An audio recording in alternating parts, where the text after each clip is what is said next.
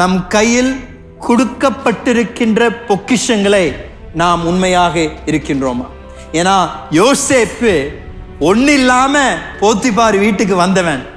அவன் சின்ன சின்ன காரியங்களில் உண்மையாய் இருப்பதை தேவன் கண்டு, தேவன் அவனோடு கூட இருந்து அவன் செய்கின்ற காரியங்களை தேவன் ஆசீர்வதித்து அவன் போத்திபாருடைய கண்களில் தயவு பெற தேவன் செய்தார் என்று நாம் தேவ வார்த்தை பார்க்கணும்.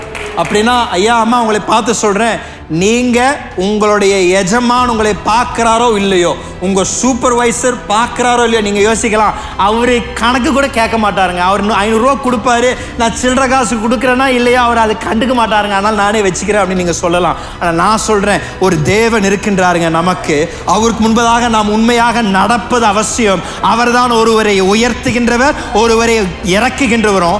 அவருடைய வார்த்தையின்படி நம்முடைய வாழ்க்கையை நாம் நடப்பிப்போம் என்றால், நான் சொல்றேன், நிச்சயமாக தேவன் நீங்கள் எங்கே இருந்தாலும், எவ்வளோ கீழான இடத்தில் இருந்தாலும், தேவனுடைய உண்மையான வார்த்தைகளை நீங்கள் பின்பற்றுவீர்கள் என்றால் தேவன் உங்களை நிச்சயம் உயர்த்துவார். யோசேப்பை உயர்த்தின தேவன் உங்களையும் உயர்த்த வல்லவராய் இருக்கின்றார். யோசேப்போட கூட இருந்த தேவன் உங்களோடு கூட இருந்து உங்கள் காரியங்களை வாய்க்க செய்ய தேவன் வல்லவராய் இருக்கின்றார். ஆனால் இப்பொழுது உங்கள் கரத்தில் கொடுக்கப்பட்டிருக்கின்ற பொக்கிஷங்களில் நீங்கள் உண்மையா இருக்கின்றீர்களா?